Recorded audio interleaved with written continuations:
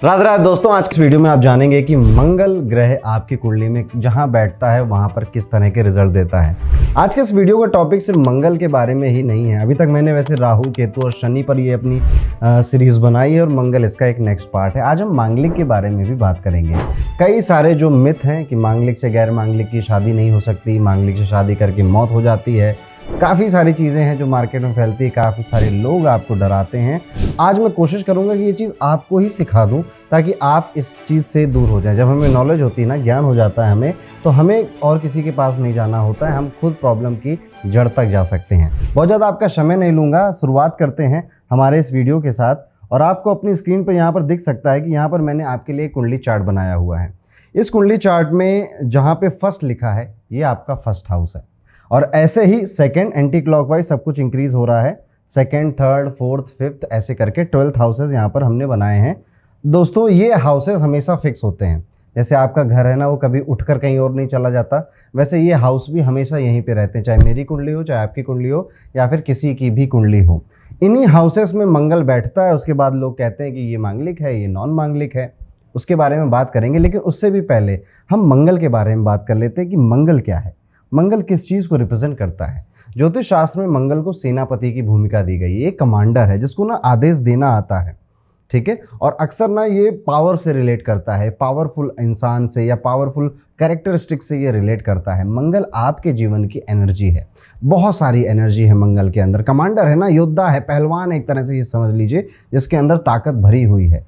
लेकिन जब पहलवान है और पहलवान से कोई अगर नोक झोंक कर लेता है तो कॉन्फ्लिक्ट भी हो जाता है, लड़ाई झगड़े भी हो सकते हैं। इसीलिए मंगल आपका एंगर भी है और आपके जीवन में होने वाले कॉन्फ्लिक्ट भी है। अगर आप मंगल को इस तरह से देखेंगे तो आप मंगल को हर हाउस में समझने की कोशिश ज़्यादा अच्छे से कर पाएंगे। तो हमने क्या सीखा कि मंगल जो प्लेनेट है इसके कुछ अपने अपने कैरेक्टरिस्टिक हैं। जैसे हर एक इंसान के होते हैं ना, कि कोई इंसान है जो गुस्सा ज़्यादा करता है, कोई है जो पीपल प्लीजर है, वो हमेशा प्यार से बात करता है। ऐसे ही हर चीज़ का एक कैरेक्टर होता है, एक पर्सनालिटी का कैरेक्टर होता है। मंगल का भी एक कैरेक्टर है जो कि एनर्जेटिक है, एंग्री है, कॉन्फ्लिक्ट कर सकता है, गुस्से वाला है, और मंगल के अंदर कार्य करने की क्षमता है, पावर है। उसे पावर पसंद भी है, उसे रूल्स लेने पसंद नहीं है, रूल्स देने पसंद है। वो एक लीडरशिप की क्वालिटी भी रखता है, पर कैसा लीडर? एक ऐसा लीडर जो खूंखार बहुत ज़्यादा है। अगर आप मंगल की इन एट्रीब्यूट्स को अपने दिमाग में रखते हैं, अब आपको चार्ट में इसको समझना ज़्यादा आसान हो जाएगा। देखिए, सबसे पहले अगर मंगल आपकी कुंडली के फर्स्ट हाउस में बैठ जाए, ऐसे में क्या होगा? फर्स्ट हाउस का अर्थ होता है आप खुद, आपकी पर्सनालिटी, आपके सोचने का तरीका, आपकी हेल्थ। अब मंगल जैसा पावरफुल प्लेनेट यहाँ पर बैठा है तो ये व्यक्ति हमेशा ना अपने आप को पावर की तरफ अट्रैक्ट होता हुआ पाएगा। पॉलिटिक्स में जाऊंगा या फिर IAS IPS बनूंगा, किसी तरह की पावरफुल पोजीशन मुझे चाहिए, या बिजनेस करूंगा तो इतना पैसा छापूंगा कि नेता मंत्री सब मेरी जिम में घूमेंगे। इस तरह की इसकी सोच होती है, यानी कि ये अनइंटेंशनली या इंटेंशनली बाय डिफ़ॉल्ट पावर की तरफ अट्रैक्ट हो ही जाता है। ऐसे लोग फिटनेस के प्रति भी बहुत ज़्यादा जागरूक होते हैं, क्योंकि मैंने कहा ना, मंगल एनर्जी, बॉडी में इतनी एनर्जी भरी हुई है इनके कि ये अगर एनर्जी ना निकालें तो ये बहुत ज़्यादा फ्रस्ट्रेट हो जाते हैं। और फर्स्ट हाउस में बैठा मंगल आपको मांगलिक भी बना देता है। फर्स्ट हाउस में बैठा मंगल आपको ना कई बार ऐसा बॉडी बिल्ट दे देता है जो कि थोड़ा सा अच्छा लगता है, यानी कि अच्छी हाइट दे सकता है, या फिर आपका बिल्ट अच्छा हो, हाइट भले अच्छी ना हो पर आपका चेस्ट चौड़ा होगा, हाथ बलशाली होंगे, इस तरह का भी लुक आपको दे सकता है। स्पेशली जो मेल हैं उनको ये लुक दे सकता है। मंगल यहाँ पर बैठकर ना एंगर, गुस्सा भी देता है। ऐसे लोगों का जो गुस्सा होता है वो तेज हो सकता है, आम लोगों से कुछ ज़्यादा इनका गुस्सा तेज हो सकता है। अब इनके लिए सबसे अच्छी रेमेडी क्या होती है? The best remedy for them, कि वो अपनी एनर्जी को सही जगह निकालते रहें। अगर ये लोग एक जगह स्टिल बैठे रहे, लेजी हो गए, या फिर इनको काम नहीं मिला कुछ भी, तो ये पागल होने लग जाते हैं धीरे धीरे। पागल इन द सेंस में ये नहीं कि मेंटल असाइलम में चले जाएंगे, पागल इन द सेंस कि अपने आप से फ्रस्ट्रेट, अपने आप पे सेल्फ डाउट और अपने आप को ही सेल्फ हार्म भी कर सकते हैं। तो ये बैठा मंगल बड़ा सही भी है, ठीक है। इनको एम्बिशियस भी बनाता है, इनको बड़े बड़े लाइफ में गोल भी सोचने पे मजबूर करता है, और उसके प्रति फायर है ना, बेसिकली मंगल अग्नि है, अग्नि की एक ताकत होती है। इसलिए यहाँ पर बैठा मंगल बहुत ज़्यादा इंसानों को, बहुत लोगों को बड़े बड़े पदों पर भी पहुँचा देता है। लेकिन अगर एनर्जी वेस्ट करी, उसे सही से चैनलाइज नहीं किया, तो यही मंगल आपके डाउनफॉल का भी कारण बन सकता है। तो फर्स्ट हाउस में बैठा मंगल इस तरह से कुछ रिजल्ट देता है। अब मंगल हो सकता है फर्स्ट हाउस में ना बैठे, आपके सेकंड हाउस में बैठ जाए। अब इस तरह का मंगल क्या करेगा? सेकंड हाउस में बैठा मंगल सेकंड हाउस की चीज़ों में आपकी एनर्जी को डाल देगा और आपके कॉन्फ्लिक्ट भी वहीं से क्रिएट करेगा। सेकंड हाउस किस चीज़ का? सेकंड हाउस धन का है, वाणी का है, परिवार का है और आपकी परवरिश का है। सेकंड हाउस में जब मंगल बैठेगा तो ऐसे व्यक्ति को ये लगेगा कि सबसे बड़ी पावर पैसा है, पैसे से बड़ी पावर कुछ नहीं, और उसी में इसकी एनर्जी जाएगी कि किस तरह से मैं multiple sources of income create कर लूँ, एक नहीं 4 जगह से पैसा मेरे घर में आ जाए, किस तरह से मैं अपने परिवार वालों को अपने साथ में लगाकर बिजनेस कर लूँ, फैमिली बिजनेस कर लूँ। लेकिन अपने परिवार वालों के साथ, स्पेशली जो रिश्तेदार होते हैं उनके साथ अगर ये मनी का काम करता है तो कॉन्फ्लिक्ट होने के चांस भी 80% इसके हो जाते हैं। मैंने कहा सेकंड हाउस वाणी का भी है, आवाज़ का है, आप किस तरह से बोलते हैं। तो यहाँ पर बैठे मंगल की जो वाणी होती है वो एक डिक्टेटिंग वाणी होती है कि यहाँ पर ये बोलेगा, बोल नहीं रहा है, बेसिकली ये बता रहा है कि तुम्हें ये काम करना है, तुम्हें यहाँ से वहाँ जाना है। तो कई बार इसकी जो टोन होती अनइंटेंशनली, मैंने कैसा ये सोच समझ के ऐसा कर, अनइंटेंशनली इनकी टोन लोगों को चुभ सकती है कि भाई ऐसे क्यों बात कर रहे हो, भाई तुम्हारा नौकर थोड़े हूँ, ये वाली फीलिंग लोगों को आ सकती है। तो यहाँ पर बैठा मंगल इंसान की जो एनर्जी है वो धन की तरफ ले जाता है। आप समझ सकते हैं ये थोड़ी अच्छी सी बात है। मंगल यहाँ पर एक अच्छा रोल प्ले कर रहा है, क्योंकि आप मानो या ना मानो पैसा एक बहुत अहम चीज़ है जो कि इस कलयुग की दुनिया में हम सभी को चाहिए। अब आगे बढ़ते हैं। मंगल बैठे अगर थर्ड हाउस में, अब देखिए थर्ड हाउस अपने आप में ना एक मेलेफिक हाउस है, एक बुरा हाउस माना जाता है थर्ड हाउस में, क्योंकि बहुत ज़्यादा हार्डवर्क है, बहुत ज़्यादा परिश्रम है जो कि आपके जीवन में ये ऐड करता है। लेकिन एक तरह से अगर आप इसको समझो कि थर्ड हाउस आपका युद्ध का क्षेत्र है, तो मंगल तो है ही वॉरियर। अब ये वॉरियर जब युद्ध के क्षेत्र में उतरता है तो फिर जीत के आता है। इसलिए यहाँ पर बैठा मंगल आपको बहुत ज़्यादा हार्ड वर्किंग बना देता है, बहुत ज़्यादा पैशनेट ऑफ योर वर्क बना देता है, काफ़ी ज़्यादा आपकी एनर्जी आपके काम में जाने लगती है। आपके काम में ही आपके जो वरिष्ठ लोग हैं उनसे थोड़ा आपका कॉन्फ्लिक्ट भी यही मंगल करवा देगा। लेकिन ये मंगल यूजुअली देखा गया है कि यहाँ का जो व्यक्ति होता है ना, ये बहुत ज़्यादा ना एक जगह स्टिल बैठ नहीं सकता, इसे कुछ ना कुछ करना है। स्पेशली अगर छोटा बच्चा है तो ये कुछ ना कुछ घर में सामान तोड़ेगा, कुछ ना कुछ इसके हाथ से टूट ही जाएगा, क्योंकि वो एनर्जी ना संभल नहीं रही है। कई बार ऐसे बच्चों के जो पेरेंट्स होते हैं वो परेशान हो जाते हैं कि यार ये इतना चंचल है, ये हमसे संभल नहीं रहा है। इस तरह की चीज़ें भी पेरेंट्स को देखी जाती हैं। लेकिन आपको समझना चाहिए उस बच्चे के अंदर ना वो इनबॉर्न एनर्जी है। आप उसे पार्क में ले जाइए, 4 चक्कर लगवा दीजिए, वो गाय बन के बैठा रहेगा घर में, क्योंकि उसकी एनर्जी अब सही जगह लग गई, एथलीट में लग गई, वो ना फिटनेस में लग गई, तो वो ठीक बैठा रहेगा। अगर कोई अडल्ट भी है तो भी आपकी एनर्जी आपके काम में हो सकता है जाए, आपके बिजनेस में, आपके जॉब में हो सकता है जाए। लेकिन अगर आपकी एनर्जी प्रॉपर यहाँ पे नहीं जा रही तो आपको जरूर फिटनेस में जाना चाहिए, जिम जाना, योगा करें, डांस करें, बॉक्सिंग करें, कुछ भी करें, पसीना निकालें, कुल मिला के आप बहुत ज़्यादा बेहतर महसूस करेंगे। तो ये है थर्ड हाउस के मंगल की कहानी। फोर्थ हाउस के मंगल अभी मैं आपको बताऊंगा नहीं, अभी थोड़ी देर में मैं मांगलिक का जब कॉन्सेप्ट क्लियर करूंगा उस वक्त इसकी बात आएगी। हम बात करते हैं फिफ्थ हाउस मांगलिक की। अब देखिए फिफ्थ हाउस हमारी एजुकेशन का होता है, हमारी संतान का होता है, पूर्व पुण्य भाव है। फिफ्थ हाउस स्पोर्ट्स से भी रिलेटेड है, तो बेसिकली ये लोग स्पोर्ट्स में अच्छे हो सकते हैं। अगर ये स्पोर्ट्स में करियर बनाना चाहें तो बना लेंगे। अब आप में से काफ़ी लोगों का मंगल होगा और आप कहोगे कि मेरा स्पोर्ट्स में कोई करियर नहीं है। बचपन को याद करना, आप बड़े अच्छे एथलीट थे, बचपन में कोई भी खेल होता था तो उसमें सबसे अव्वल आते थे, यही आपकी कहानी रही होगी। और बाकी के अगर इन जनरल व्यू में मैं मंगल की यहाँ पर बात करूँ तो ये ऐसे व्यक्ति स्पोर्टी तो होते ही हैं, एजुकेशन को काफ़ी सीरियसली लेते हैं और इनको ये समझ में रहता है कि मैं पढ़ूंगा, जितना ज़्यादा मुझे नॉलेज होगी उतना ज़्यादा मेरी लाइफ आगे अच्छी होगी। तो इस तरह का भी इनकी सोच होती है। पूर्व पुण्य भाव है मंगल, यहाँ पर इनको एक इनहेरेंट टैलेंट मिल जाता है कि ऐसे व्यक्ति ना जो कॉन्फ्लिक्ट को संभालने वाले, बड़े से बड़ा युद्ध हो जाए, बड़े से बड़ा बवाल हो जाए घर में, ऑफिस में, अगर ये व्यक्ति वहाँ पर है तो कॉन्फ्लिक्ट को कैसे हैंडल किया जाता है बखूबी जानता है, घबराता नहीं है जल्दी, डरता नहीं है जल्दी।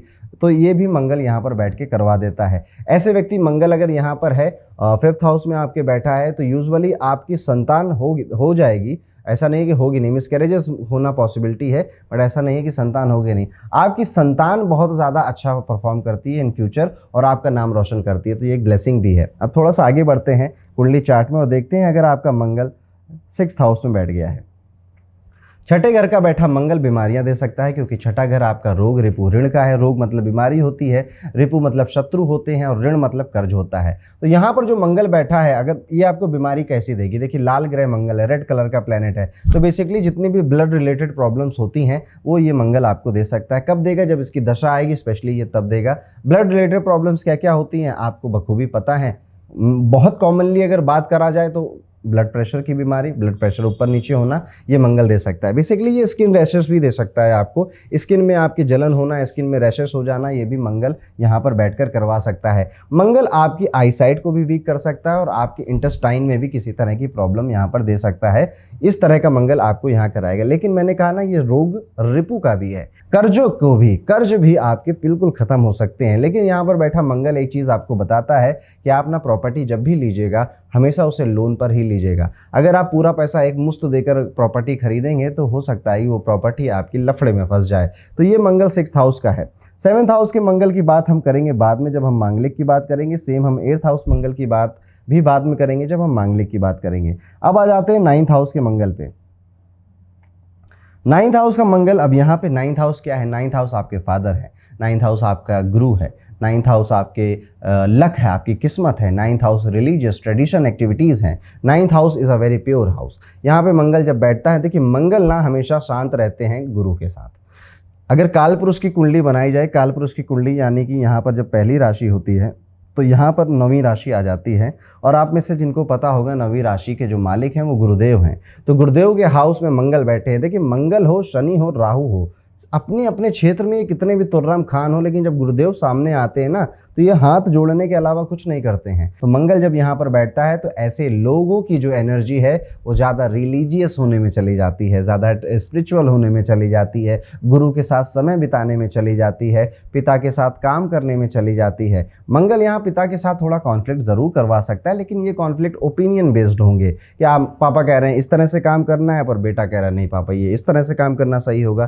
तो इस तरह के ओपिनियन बेस्ड कॉन्फ्लिक्ट यहाँ पर मंगल ये करवा सकता है। और 10th हाउस में मंगल की जो पोजीशन है ये बहुत अच्छी मानी जाती है। 10th हाउस का जो 10th हाउस क्या है? 10th हाउस आपके कर्म है। कर्म फिर से क्या हो गया? एक वॉर फील्ड है, एक युद्ध का क्षेत्र है। और युद्ध के क्षेत्र में मंगल उतर गए मंगल के पास, तो दोनों हाथों में तलवार। कभी मंगल की फोटो देखिएगा, एक छोटा सा घोड़े पे बैठा हुआ इंसान है जिसके दोनों हाथों में तलवारें हैं। तो जब ये 10th हाउस में बैठता है तो फिर बहुत बढ़िया परफॉर्म करता है। ऐसे व्यक्ति की एनर्जी इसके प्रोफेशन में जाती है, काम करने में जाती है और अपने प्रोफेशन को किस तरह से ज़्यादा बड़ा कर सके उसमें जाती है। क्योंकि 10th हाउस दोस्तों ना स्टेटस का भी हाउस है, आपकी हैसियत का भी हाउस है। तो ज़्यादा एनर्जी किस में जाएगी? अपनी हैसियत को बढ़ाने में, अपने स्टेटस को बढ़ाने में। इस तरह का मंगल इस तरह से आपका कुंडली में परफॉर्म करेगा 10th हाउस में। तो यहाँ पर अभी तक हमने 10th हाउस तक की बातें कर दी दोस्तों, लेकिन अब बात करते हैं आपकी कुंडली में अगर मंगल 11th हाउस में बैठ जाए तो फिर किस तरह के रिजल्ट देता है। कुंडली में अगर मंगल 11th हाउस में बैठ जाएगा, अब 11th हाउस किस चीज़ का है? 11th हाउस आपके डिज़ायर्स हैं, आपकी इच्छाएं हैं।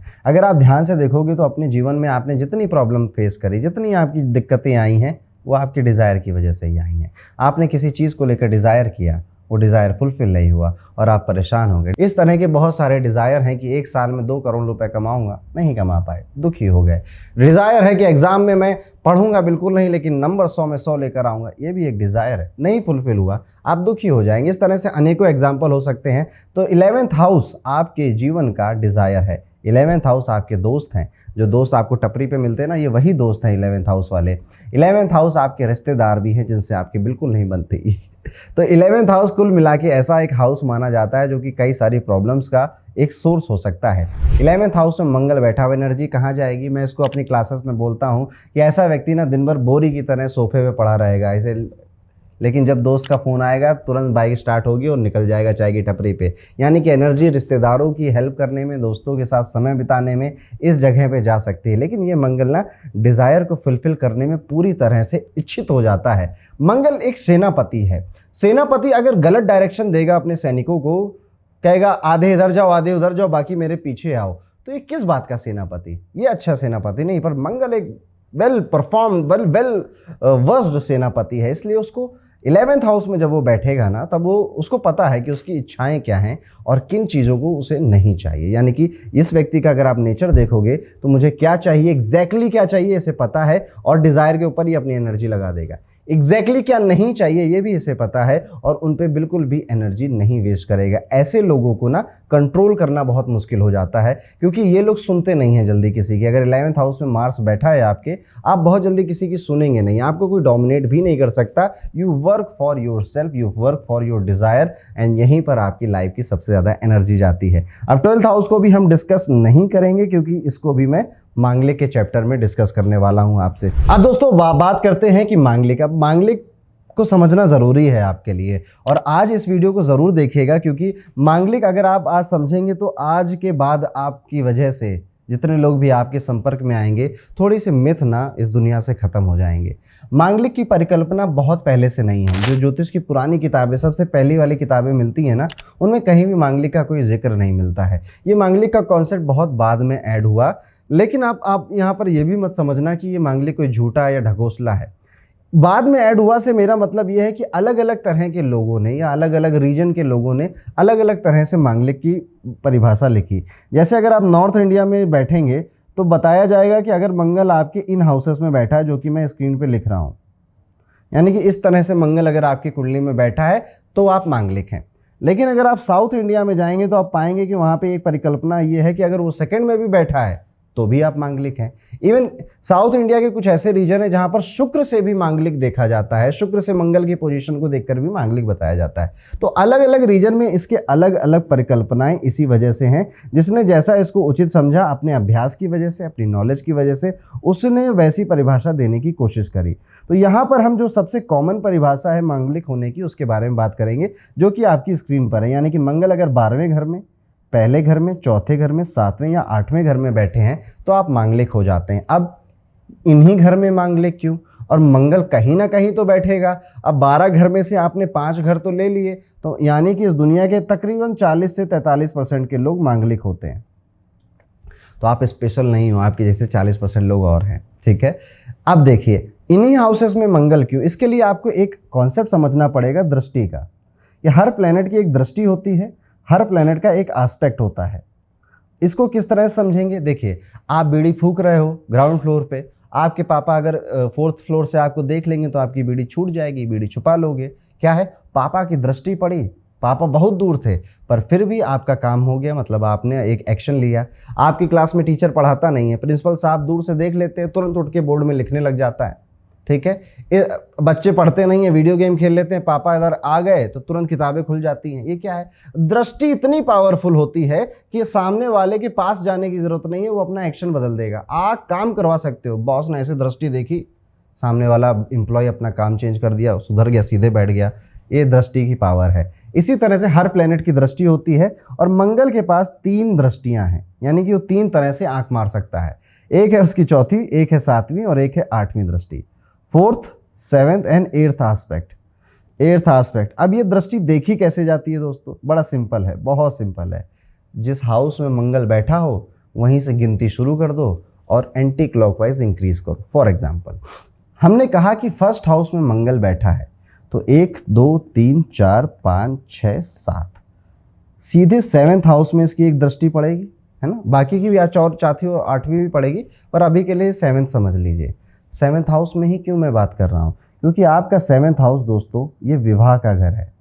क्योंकि मांगलिक की जितनी बातें हैं शादी के टाइम पे तो उठती हैं, उससे पहले कोई पूछता है क्या? मांगलिक लड़के से शादी नहीं कर सकते, मांगलिक लड़की से शादी नहीं कर सकते, अरे इससे शादी कर ली अब तो तुम्हारा जीवन समाप्त हो जाएगा। ये सारे ढकोसलेबाजी वाली बातें यहीं से विवाह के लिए तो शुरू होती हैं। इसीलिए 7th दृष्टि जब पड़ी मंगल की, इसलिए कहा गया कि फर्स्ट हाउस में अगर मंगल बैठता है, 7th हाउस में दृष्टि उसकी जाती है, तो विवाह पे इसका प्रभाव पड़ रहा है। इसलिए यहाँ पर मंगल की पोजीशन मांगलिक। और देखते हैं मंगल की एक पोजीशन आपने ये देखी कि मंगल 4th हाउस में बैठा है, चौथे घर में बैठा मंगल, 1 2 3। देखिए चौथी दृष्टि किस पे डाल रहा है? फिर से मैरिज के हाउस में।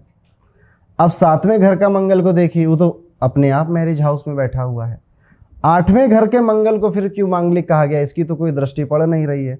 8वां घर दोस्तों आपके इन लॉज का होता है और इन लॉज बहुत बड़ा रोल प्ले करते हैं आपकी मैरिड लाइफ में।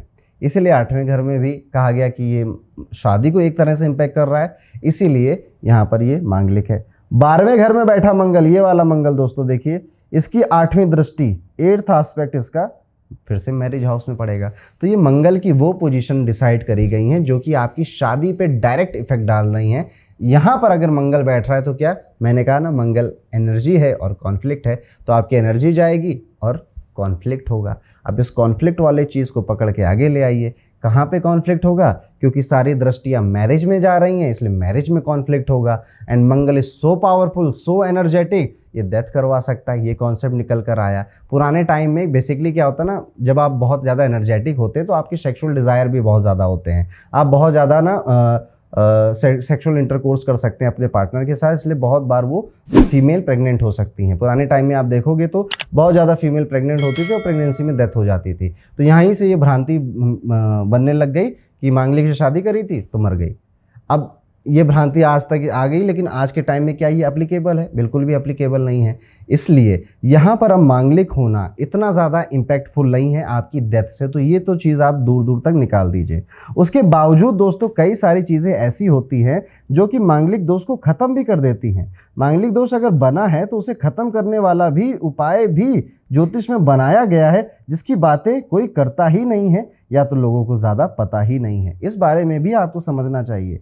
मैंने आपसे एक चीज़ कही बीच में कि चाहे मंगल हो, राहु हो, शनि हो, सब किसके सामने झुकते हैं? गुरु के सामने झुकते हैं, गुरुदेव को नमस्कार करते हैं। तो अगर आपकी कुंडली में किसी तरह से गुरु की दृष्टि आपके मैरिज हाउस में पड़ जाती है तो आपका मांगलिक दोष कट जाता है, आप फिर मांगलिक नहीं हैं।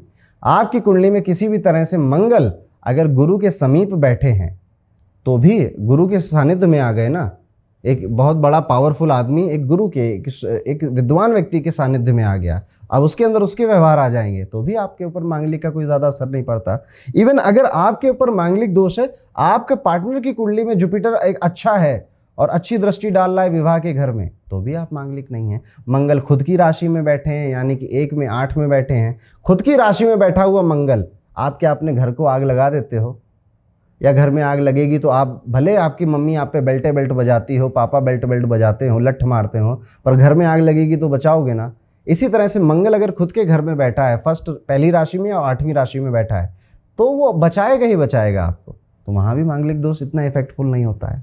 इसके अलावा भी दोस्तों कई सारी चीज़ें होती हैं कि मंगल उच्च का है, कोई प्लेनेट नीच का है, मैरिज हाउस का क्या हाल है, तो मांगलिक से इतना घबराने की ज़रूरत नहीं है। और मांगलिक गैर मांगलिक कई बार शादी कर लेते हैं। कई सारे लोग ऐसे होते हैं कि शादी करके आए हैं, 10-15 साल से शादीशुदा ज़िंदगी जी रहे हैं, 15-20 साल बाद जब कुंडली दिखाने का मन किया तब पता चल रहा कि अच्छा एक पार्टनर तो मांगलिक था, पर फिर भी आराम से जीवन कट रहा है।